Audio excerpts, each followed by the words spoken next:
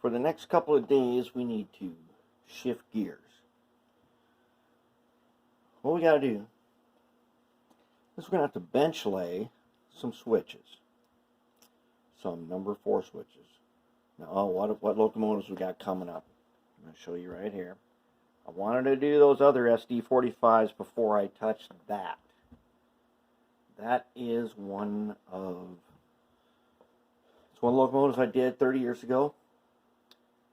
And it was, for the time, it was probably my most prized locomotive. Whoops, let's take a look here. Let's zoom out. It's an SD Atherton Blue Box SD45. It's got scale width hood on it. Different cab, no dynamic brakes, some detail parts, and it's got Ernst gearing in it. It's got a little Ernest gearing in it. And we're going to get to this. Not for a couple of days. This is next up to be totally restored. And that's going to be a good one. But what are we going to do in the meantime? I need some number 4 switches. Okay? Now, see all them bolts? A lot of people wonder what them are for. Well, in hand lay and track, they happen to be really useful. We are going to freehand bench lay number 4 turnouts. Now, what I did, I used Fasttracks stuff, but in my opinion, the number 6 jig is probably the most important thing to have. So I don't have a jig for number 4s, but I have a lot of number 4s on the layout that I want to turn into my special version of switches. I do things just a little bit different for good reason, which we'll get into. And we're going to make this out of recycled track. As you can see here, I got some junk flex track. It's all broken up. Not going to use it as it is, but I don't throw that stuff away. And when I see it at a train show in that kind of condition, and if it's dirt cheap, I grab it. Why? Just for projects like this. All right. Since I use Fasttracks, what I want to say about it is, if you're starting out, it's probably too expensive. For a lot of people, it's not in their budget. But if you want to get into it, they provide you the plans. They're free on their website. Download it, print it on a piece of paper. This is printed on like a piece of cardstock, because I'm going to lay it right on that paper. If it's trash when I'm done, that's fine. I'll print a new one next time I need to do that. Thing to buy from Fasttracks if you're going to do this are these HO scale, the tie frets. These are the PC board ties. That's a bare minimum. And you get a pack of them. Roughly, when I cut this apart, there'll be 2 sets here. It will be enough for 2 switches with some left over. And I'm going to say, as I usually do, on switches, do 2 at a time. 3 is a bit much, but you can do a left and a right on one sheet of paper and do them at the same time. We are going to be using all acid paste. Yes, the stuff I told you not to use, we are using it. We are using only acid paste to do this. Until we get to some wiring at the end after we're done. We're going to add some wire stars, because I don't lay them in place. I build them on a bench and then I install them. And we're going to make some wiring that makes them good for DCC. Soldering pencil. Just picked up a new one here from the auto parts store. It was $8. Some hardware stores have them for even less. We're going to use a 30-watt solder pencil. Okay? And we're going to use some old track. And if you've got old junk brass track, that you don't want to use for anything, you can build switches. When you're done and they're all painted, they are not, they're not totally out of place. So if you want to build a switch you're going to put in some place where you need, where it's got to be bulletproof reliability, this brass track works just fine. I'm using code 100. The thing about code 100, it's bigger rail. That means it has properties of basically bigger wire than code 83 and smaller. Smaller code rail is easier to bench lay a switch because it doesn't have the same mechanical force. If you bench laid something big, like I did that number 12 switch a while back, the wire can get kind of stiff. It can be stiff in places where you need it. You know, we're not going to use any jigs or nothing. We're going to freehand this right here on this paper. So to get started, so you got things I want you to do to prep for this. One, I want you to take, if you've already gotten this stuff, if you got these, I want you to go ahead, take your Xuron cutter. You should have this. It's an expensive tool, but you need it. And when you get it, use it only for track stuff. Only cutting rail and only cutting this stuff. Don't use it for cutting other things. You can get cheap, you can get the cheap $1 version of this at like any hobby store, Walmart, Hobby Lobby, Michael's, Joann's, all over the place. You can get those. Harbor Freight. Use those for your other stuff. Use the good Xuron ones for doing this. And we'll talk about more of their use. What I want you to do, I want you to cut this apart. Okay? Then I want you to take your acid paste, screwdriver, or whatever you can use. I want you to wipe all these down with the acid, and then I want you to tin all of these. Okay, I'm not going to do that for you on camera. I'm trusting you guys now that you know what I'm talking about. You're going to tin them so that they'll look like these. I'll look at this silver surface here. You're going to tin them with the acid. It is very important to use acid paste when laying switches. Now, I suggest you watch the Fasttracks how to solder video. It's a very important piece of knowledge that you should have, that you should be familiar with about using acid paste. I'm going to go more in depth with that because when we make these, we're going to need to clean them so that they don't corrode. Yes, we're using acid paste on things that have electricity. But what was our rule that we remember? If it must be mechanical, like rail stuck to tie, we need a strong bond that can withstand mechanical connection. Then we use acid. And we'll just learn how to clean that off. Alright. So now, find a template for the number 4. Print it out. Piece of cardstock is good. Some thin paper is not so great, but still works. You can do it. Might get crappy and you may end up changing up.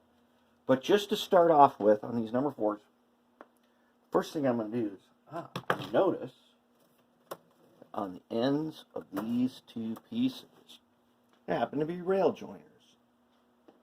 And I want to save those. The switches that I build are hinged. What's hinged? Well, that means I've got rail joiners right here where these closure rails go so that they can go back and forth. You can build these so that there's no hinge at all, but I'll tell you what, in code 100, I found that on a number 6 switch, it's hard to get it to stay in one place, even with a ground throw. I built one that I couldn't figure out why. I put the ground throw in there and it would just rip the ground throw. The ground throw would snap back to where it was because it was my first one. I wasn't paying that much attention. I didn't realize how much strength these rails would have. They have a lot. So I make hinged ones. Alright, so now I'm going to get these rail joiners. Rail joiners, I like to put them into a little tiny kitchen strainer and then put them in the ultrasonic cleaner, and that polishes them. That's why I don't get rid of any of them. If you don't have that, you're going to end up having to polish those. Now, the first thing I want to do, this rail is, who knows where it came from. It was train show probably. First thing I'm going to do is I'm going to cut it off with the ties on here, roughly the length of this number 4 fixture, roughly, and leave just a little bit extra. Okay. Now, when you cut with these, it is important that you cut top down. The flat side will face the piece that ends up with a perfect cut. Do not cut it sideways. Straight down, about in the middle of the tool, cut it off. Let's cut all of this rail into the lengths like this. We are going to use this all up. I have a lot of number 4 switches I need to make. And we're going to do 2 at a time. And yesterday I was doing 2 at a time. I finished 1 and I didn't spend all that much time on it.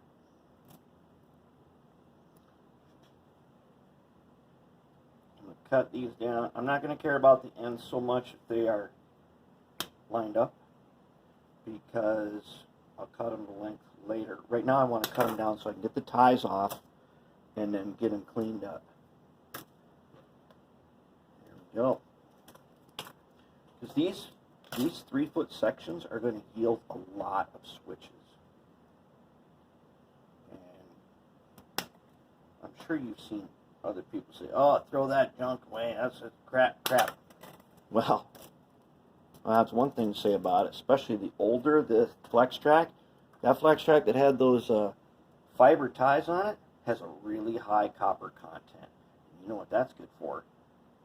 Conductivity. Now that, easier to solder to. And given the way that I've showed you how to clean track by sanding and then coating it,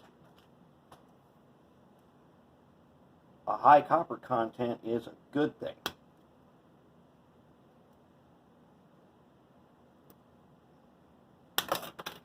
I mean, if you're using all nickel silver and that's your thing, don't put these switches somewhere where people are going to see them. Put them somewhere where you need excellent performance, because that's what we're going to end up with these. Now, I don't have, neither one of these pieces was AHM. And there's a thing about AHM track. I got a tie strip from yesterday. Okay. Now, I don't know if you can see this. These are AHM ties. They have detail on them. They got tie plates and stuff. So we're not just going to toss all the ties we break off. We don't care if we break them all apart. But we're not just going to toss them all. Now, these don't have detail.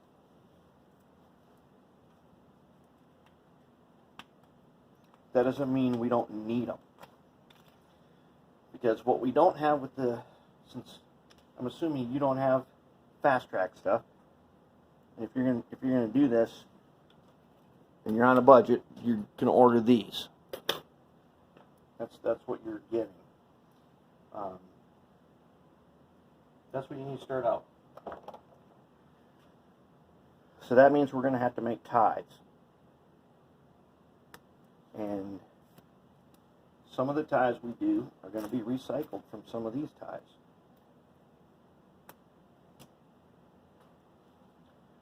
That is how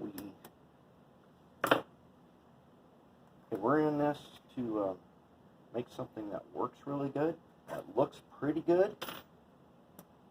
Not trying to win a contest, we're trying to make a good switch. Okay, now, got 2 pieces of rail here. You're going to take your microfiber cloth, smooth side up, and some Brasso.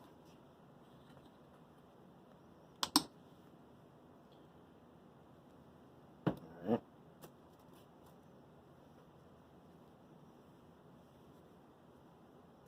Then you're going to wipe down all this rail. Unless you have that 3-inch Harbor Freight grinder, the one that's only like $40, that thing can polish rail like nothing. And that polishing wheel it comes with, get an extra one because they wear out really fast, but they don't cost hardly anything. A couple bucks to get you another one. Same one we used on wheel sets. And I don't need it perfect. I need it usable. But look what that Brasso did to this rail. Very nice. Let's hit another piece.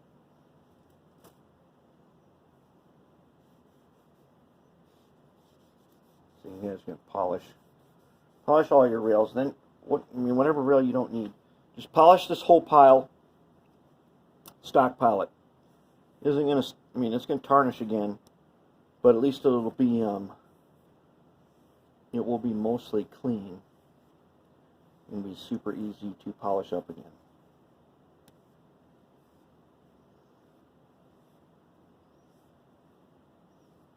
We're gonna make rail. We're gonna save these ties. Some of them are broken and beyond use, and we'll just toss them, throw them away. But for now, we're gonna save them. I keep a drawer full of them. Every once in a while, I'll go through and I'll purge out the ones I'm not gonna use. But we can do stuff with those, and they come in handy. All right, now I'm gonna go ahead. I'm going to process down all of this old rail and make my stockpile. Take all the ties off, set these aside, set the ties aside, sort them later. I'm going to go ahead and I'm going to tin these 2 whole frets. Then I'm going to come back in a while and we're going to move on to the next step. We're going to start getting ready to do some bench laying here. Bench lay, freehand bench lay. Although I'm going to bring out a protractor and we're going to check a measurement, just for our own benefit. I'm not really using a protractor to do this, but I want to check a measurement, see if we can improve our little workflow here. Okay, I forgot to tell you another thing. These are 3-point KD gauges. I've got 5 of them, but if you ever go to a train show